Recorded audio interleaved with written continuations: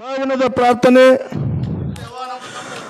ಅದಕ್ಕೆ ಕೊಲ್ಲಿಪಾಕಿಯ ಸೋಮನಾಥನ ಲಿಂಗದಲ್ಲಿ ಉದ್ಭವಿಸಿ ಬಂದು ಜಗತ್ತನ್ನೇ ಸಂಚಾರ ಮಾಡಿ ಜಗತ್ತನ್ನೇ ಉದ್ಧಾರ ಮಾಡಿ ಜಗದ್ಗುರು ಅನಿಸಿಕೊಂಡಿರ್ತಕ್ಕಂಥ ಗುರು ರೇವಣ ಸಿದ್ದೇಶ್ವರನ ಪಾದಕ್ಕೆ ನನ್ನ ಅನಂತ ಕೋಟಿ ಭಕ್ತಿಪೂರ್ವಕ ನಮನಗಳನ್ನು ಸಲ್ಲಿಸುತ್ತಾ, ಅದೇ ರೀತಿಯಾಗಿ ತಂದೆ ಭರಮದೇವರ ತಾಯಿ ಸುರಾಮದೇವಿಯ ಪುಣ್ಯ ಗರ್ಭದಲ್ಲಿ ಜನಿಸಿ ಬಂದು ಹಾಲ ಮತಕ್ಕೆ ಮೂಲ ಗುರುವಾಗಿರ್ತಕ್ಕಂಥ ಯಾವ ಅವತಾರ ಶ್ರೀ ಲಿಂಗ ಬೀರದವರ ಪಾದಕ್ಕೂ ಕೂಡ ದೀರ್ಘದಂಡ ಪ್ರಣಾಮಗಳನ್ನು ಸಲ್ಲಿಸುತ್ತಾ, ಅದೇ ರೀತಿಯಾಗಿ ಯಾವ ಮಾನವರಲ್ಲಿ ಮನಗೇನಿ, ಸಿದ್ಧರಲ್ಲಿ ಶಿವಗೇನಿ, ದೇವರಲ್ಲಿ ದೇವಗೇನಿ ನೆನೆಸಿಕೊಂಡಿರ್ತಕ್ಕಂಥ ಬಾರಾಮತಿಗೆ ಬಂಟನಾಗಿ, ಹುಲಜಂತಿಗೆ ಹುಲಿಯಾಗಿ, ಬಬ್ಬುಲಿ ವನದಲ್ಲಿ ಹೆಬ್ಬುಲಿ ಅನಿಸಿಕೊಂಡಿರ್ತಕ್ಕಂಥ ಯಾವ ನನ್ನಪ್ಪ ಮುತ್ಯಮಾಲಿಗನ ಪಾದಕ್ಕೂ ಕೂಡ ಶಿರಸಾಷ್ಟಾಂಗ ನಮನಗಳನ್ನು ಸಲ್ಲಿಸುತ್ತಾ, ಅದೇ ರೀತಿಯಾಗಿ ಇವತ್ತಿನ ದಿವಸ ಈ ಕಾರ್ಯಕ್ರಮಕ್ಕೆ ಕಾರಣೀಕರ್ತರಾಗಿರ್ತಕ್ಕಂಥ ಯಾವ ಎನ್ನ ಜ್ಞಾನಕ್ಕೆ ದಿವ್ಯ ಜ್ಯೋತಿಯಾಗಿ ಬೆಳಗಿರ್ತಕ್ಕಂಥ ಯಾವ ತಂದೆನಾದ ದಡ್ಡಿ ಸಿದ್ಧನ ಪಾದಕ್ಕೂ ಕೂಡ ದೀರ್ಘದಂಡ ಪ್ರಣಾಮಗಳನ್ನು ಸಲ್ಲಿಸುತ್ತಾ,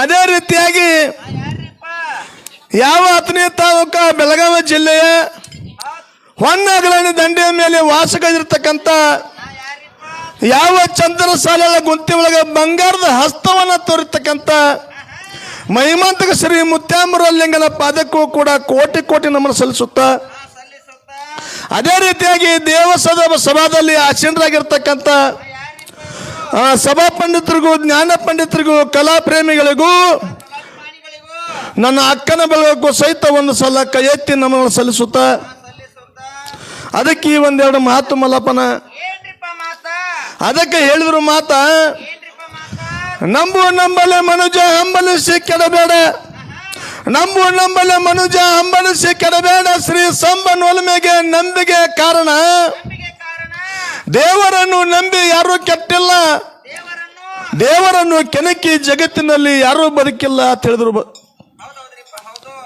ಅದಕ್ಕೆ ಮಲ್ಲಪ್ಪನ ಇವತ್ತಿನ ದಿವಸ ಒಂದು ದಡ್ಡಿ ಸಿದ್ದೇಶ್ವರನ ಒಂದು ಜಾತ್ರಾ ಮಹೋತ್ಸವ ಬಹಳ ವಿಜೃಂಭಣೆಯಿಂದ ಸಾಗಿಬತ್ತು. ಅಗದಿ ಒಂದು ಸಾಂಪ್ರದಾಯಿಕವಾಗಿ ಡೊಳ್ಳಿನ ಪದ ಚಾಲೂ ಮಾಡಬೇಕಾದ್ರೆ ಎಲ್ಲ ಗುರು ಹಿರಿಯರು ಕೊಡ್ಕೊಂಡು ಎಲ್ಲ ಪಂಚಾಯತಿ ಮೆಂಬರ್ಗಳು ಮತ್ತು ಸೌದಿಯವರು ಎಲ್ಲ ಕೊಡ್ಕೊಂಡು ಉದ್ಘಾಟನೆ ಮಾಡಿ ನಿಮ್ಮನ್ನು ಶುರು ಮಾಡಿಸ್ಯಾರ. ಆದ್ರೆ ಸ್ವಲ್ಪ ಮಾಗಿದ ತೊಂದರೆ ಆಗೈತಿ. ಇನ್ನೊಂದು ತಂದು ಕೊಡ್ದಂತ ಹೇಳೋರು ನೋಡು, ನಮ್ಮ ಸಂದ ಮುಗಿಲಿಕ್ಕೆ ಹನುಮಂತ ಹರ ಕೊಡ್ತಾರ ಅವ್ರು, ಹೌದಿಲ್ಲ? ಅದಕ್ಕೆ ಮಲ್ಲಪ್ಪನ ಅದಕ್ಕೆ ಹೇಳಿದ್ರು ಮಹಾತ್ಮರಾಗಿರ್ತಕ್ಕಂಥವ್ರು, ಗುರುವಿನ ಗುಲಾಮನಾಗುವ ತನಕ ದೊರೆಯದನ್ನ ಮುಕುತಿ.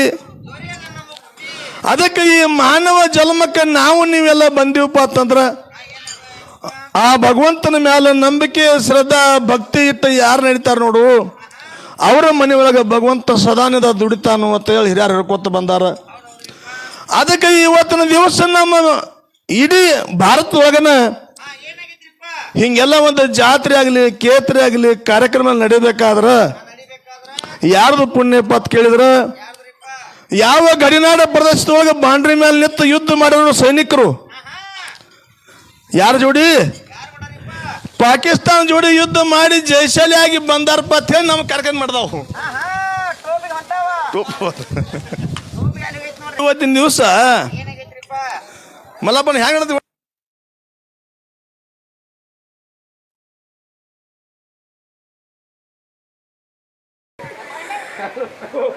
ಮೈಕ ಒಂದೇ ಚಲೋದ್ರ ಆಗಲ್ರಿ. ಇವತ್ತಿನ ದಿವಸ ನಾವು ಭಾಳ ಮಾತಾಡೋದಾಗಲಿ ಹಾಡೋದಾಗಲಿ ಭಾಳ ಅವಶ್ಯಕತೆ ಇಲ್ಲ. ಯಾಕಂದ್ರೆ ನಾವು ಭಾಳ ಸಾಕಷ್ಟು ಸಲ ಬಂದಿದ್ದೀವಿ, ಹೌದಿಲ್ಲ? ಏನು ಹನುಮಂತನ ಕಾರ್ಯಕ್ರಮ ಕೇಳೋ ಸಂಬಂಧ ಎಲ್ಲರೂ ಉತ್ಸಾಹದಿಂದ ಕೂತಾರ, ಹೌದಿಲ್ಲ? ಅದಕ್ಕೆ ಬಹಳ ಮಾತಾಡ್ಲಾರ್ದೇನೆ ಒಂದ್ ಎರಡು ಮಾತು ಮಾತಾಡಿ ಅವ್ರಿಗೆ ಪಾಳೆ ಬಿಟ್ಟು ಕೊಡೋನು. ಅದಕ್ಕೆ ಹೆಂಗಾಗಿತ್ತು ಮಲ್ಲಪ್ಪನ ಅಂತ ಕೇಳು. ಇದೇ ಒಂದು ನಮ್ಮ ಸಂಕೌಂಡ ಗ್ರಾಮದಲ್ಲಿ ಇಬ್ಬರು ಮಂದಿ ಗುರು ಶಿಷ್ಯರಿದ್ರು. ಅನಪ್ಪನ ನೀ ಯಾರ ಮಾಡಿ ಮತ್ ಈಗ ಚಾಲು ಆಗೈತಿ. ಗಪ್ರಿ ರೊಕ್ಕ ಬಂದವರು ಆ ಕಡೆ ಹೊಲ ಹೋಗ್ಬಾರ್ದು ಮತ್ತವ್ರ ಅದಕ್ಕೆ ಹೆಂಗೈತಿ ಮಲ್ಲಪ್ಪನ ಕೇಳ್ರ ಇದೇ ನಮ್ಮ ಸಂಕೋಟೆ ಗ್ರಾಮದಲ್ಲಿ ಏನಾಗಿತ್ತಪ್ಪ ಅಂತಂದ್ರೆ ಇಬ್ರು ಗುರು ಶಿಷ್ಯರಿದ್ರು. ಇನ್ನು ಗುರುವಿನ ಸೇವಾ ಶಿಷ್ಯ ಮಾಡ್ತಿದ್ದ. ಹೆಂಗ ಮಾಡ್ತಿದ್ದಪ್ಪ ಅಂತ ಕೇಳಿದ್ರ ಗುರು ಮಠದ ಕೂತು ಉಪದೇಶ ಕೊಡೋರು ದಿನಾಲು ಹಿಂಗ್ ಮಾಡಬೇಕು ಹಂಗ ಮಾಡಬಾರ್ದು ಅಂತ ಹೇಳಿ ಚಂದ ಶಿಷ್ಯಾಗೆಲ್ಲ ತಿಳಿಸಿ ಬುದ್ಧಿ ಹೇಳೋರು, ಗುರು ಉಪದೇಶ ಹೇಳೋರು. ಇನ್ನು ಶಿಷ್ಯನ ಡ್ಯೂಟಿ ಏನಪ್ಪಾ ಅಂತಂದ್ರೆ ಊರಾಗೆಲ್ಲ ಕಡೆ ತಿರುಗಾಡಿಕೊಂಡು ಇಬ್ರಿಗೆ ಹೊಟ್ಟೆ ತುಂಬಟ್ಟು ರೊಟ್ಟಿ ಅನ್ನ ಕಾಯಿಪಲ್ಯ ಸಾರ ಗೊಳೆ ಮಗುಂತಂದ ಗುರುವಿಗೆ ಊಟ ಮಾಡಿಸಿ ತಾನು ಮಾಡೋದು ಇದು ಶಿಷ್ಯ ಅಂದ. ಇನ್ನು ಒಂದು ದಿವಸ ಶಿಷ್ಯನಲ್ಲಿ ಏನು ವಿಚಾರ ಬಂತು ಮಲ್ಲಪ್ಪನ ಅಂತ ಕೇಳಿದ್ರ ಅಲ್ಲ ಇವ್ ಬರೇ ಗುರು ಇದ್ದ ಬರೇ ಮಾತ ಹೇಳ್ತಾನು, ಏನು ಒಂದು ಕೆಲಸನೂ ಮಾಡಂಗಿಲ್ಲ, ಒಂದು ಕೈರೇನು ಮಾಡಂಗಿಲ್ಲ, ಒಂದು ಕಡ್ಡಿನೂ ಎತ್ತಿ ಬಿಡಂಗಿಲ್ಲ. ಇವನ್ ನಾ ತಂದು ಕೊಟ್ರೆ ಗುರು ಊಟ ಮಾಡ್ತಾನ, ಇಲ್ಲ ನಾ ತರ್ಲಿಲ್ಲಪ್ಪ ಅಂದ್ರ ಹೌದಿಲ್ಲ. ಅದಕ್ಕೆ ಗುರು ಹೆಚ್ಚಿನವ ನಾ ಹೆಚ್ಚಿನವ ಅಂತ ವಿಚಾರ ಬರ್ತಾವನಲ್ಲಿ. ಇವ್ ಬರೇ ಮಾತು ಹೇಳವ ಮಠದಾಗ ಕೊಂಡ್ರವ ಕರೆ ಹೊಟ್ಟಿಗೆ ಹಣ್ಣಿದ್ರ ಮಾತು ಸಿಗ್ತಾವು ಹೌದಿಲ್ಲ. ಈಗ ನೀವೆಲ್ಲ ಚಜ್ಜಿ ರೊಟ್ಟಿ ಪಾಯಸ ಎಲ್ಲ ಗೊಂಜಾ ರೊಟ್ಟಿ ಹೊಡೆದ್ರೆ ಈಗ ಆನಂದ ಅನ್ಸತಿ. ಅದ ಊಟ ಇಲ್ದ ಹಂಗ ಹಡ್ದು ಕೇಳ್ದು ಮಾಡ್ರ ಆಗೋದಿಲ್ಲ.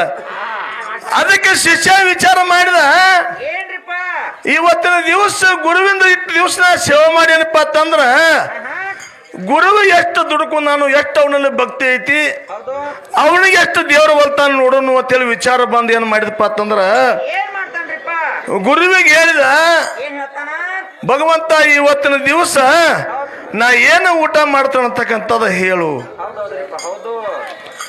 ಇವತ್ತಿನ ದಿವಸ ನಾವು ಏನು ಊಟ ಮಾಡ್ತೀವಿ ಅನ್ನೋದು ಹೇಳ್ರಿ ಹೌದಿಲ್ಲ.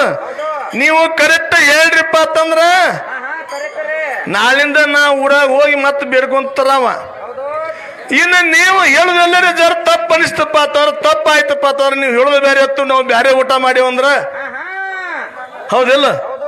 ಇನ್ನು ನಾವು ಬ್ಯಾರೆ ಊಟ ಮಾಡ್ಯಪ್ಪ ಅಂತವ್ರ ನಾಳಿಂದ ನಾ ಬಡ್ದಾಗ ಕೊಂಡ್ರವ ನೀವು ಬೇಡ್ಕೊಂಡ್ ತರಾಕ್ ಹೋಗ್ಬೇಕಂದವ. ಅವಾಗ ಗುರು ವಿಚಾರ ಮಾಡಿದ, ಇವ್ 12 ಮನಿ ಹೋಗಿ ತೆಗೆಯಾಡ ಬರವ ಮತ್ತಿನ ಯಾವ ಮನ್ಯಾಗ ಏನು ಕೊಡ್ತಾರ ಇನ್ನು ಹೆಂಗ್ ಹೇಳ್ಬೇಕು ಇವ್ ವಿಚಾರ ಬತ್ತ. ಇನ್ನು ಬ್ಯಾರೆ ಏನ್ರ ಕೇಳಿದ್ರೆ ಹೇಳ್ಬೋದಿತ್ತು, ಊಟದ ಕೇಳಿದ ಕೂಡ್ಲೆ ಇವಂಗು ಜಡ ಬತ್ತು. ವಿಚಾರ ಮಾಡಿ ಏನಾರ ಆಗ್ಲಿ ಒಂದು ಗ್ರಾಮ ದೇವರ ದಡ್ಡಿ ಮುತ್ತ ಮೇಲೆ ಭಾರ ಹಾಕಿ ಏನು ಹೇಳಿದಪ್ಪ ಅಂತಂದ್ರ ಮಗನ ಇವತ್ತು ನೀ ಹುಗ್ಗಿನ ಊಟ ಮಾಡತಿ ಅಂತ ಹೇಳಿದ ಗುರು. ಏನ್ ಹೇಳಿದ, ಇವತ್ತಿನ ದಿವಸ ನೀ ಪಾಯಸನ ಊಟ ಮಾಡತಿ ಹೋಗಂದ್ ಬಿಟ್ಟ. ಅಂದ ಕೂಡಲೇ ವಿಚಾರ ಮಾಡಿದ, ಎಲ್ಲಿ ಪಾಯಸ ಐತೆ ಆ ಮನೆ ಬಿಟ್ಟು ಬ್ಯಾರೆ ಮನೆ ಬೇಡಿದ್ರ ಆತದ. ಅದಕ್ಕೆ ಗುರು ವಿಚಾರ ಮಾಡಿ ಹೇಳಿದ್ದ, ಇವತ್ತಿನ ದಿವಸ ಮಂಗಳವಾರ ಐತಿ ಹೌದಿಲ್ಲ. ಎಲ್ಲಾರು ಹೆಣ್ಣು ದೇವರು ಪೂಜೆ ಮಾಡ್ಬೇಕಾದ್ರೆ ಜಗಲಿ ಮೇಲೆ ಪಾಯಸನ ಮಾಡ್ತಾರ. ಅದಕ್ಕೆ ಲೆಕ್ಕ ಹಾಕಿ ಗುರು ಹೇಳಿದ್ದ, ಇವ ಅಂದ ಒಂದು ಮನೆ ತಪ್ಪಿಸಿ ಮತ್ತೊಂದು ಮನೆಗೆ ಹೋಗಿ ಪಾಯಸ ತಂದ್ರೆ ನಡೀತಿರತ್ತ ಅಂತ ವಿಚಾರ ಮಾಡಿದ. ವಿಚಾರ ಮಾಡಿ ಹೋಗಿ ಪಾಯಸ ತರಬಾರ್ದು ಇವಡ್ತಿಲ್ಲಾಗ ಹೋಗಿ ಮನೆ ತಿರ್ಗಾಡಕತ್ತ. ಅವ್ರಂದ್ರು ತಮ್ಮ ಇದೇ ಪೂಜೆ ಮಾಡಿದೆವು ಪಾಯಸ ಮಾಡಿದೆವು ತಗೊಂಡ್ ಹೋಗು. ಇವ್ ಪಾಯಸ ಬೇಡಾಗಿತ್ತು, ಆ ಮನೆ ಬಿಟ್ಟು ಬ್ಯಾಡ್ರಿ ಎಲ್ಲ ಕೆಲಸ ಕೆಡ್ತೈತಿ ಮತ್ ಮುಂದೆ ಮನೆ ಹೋದ.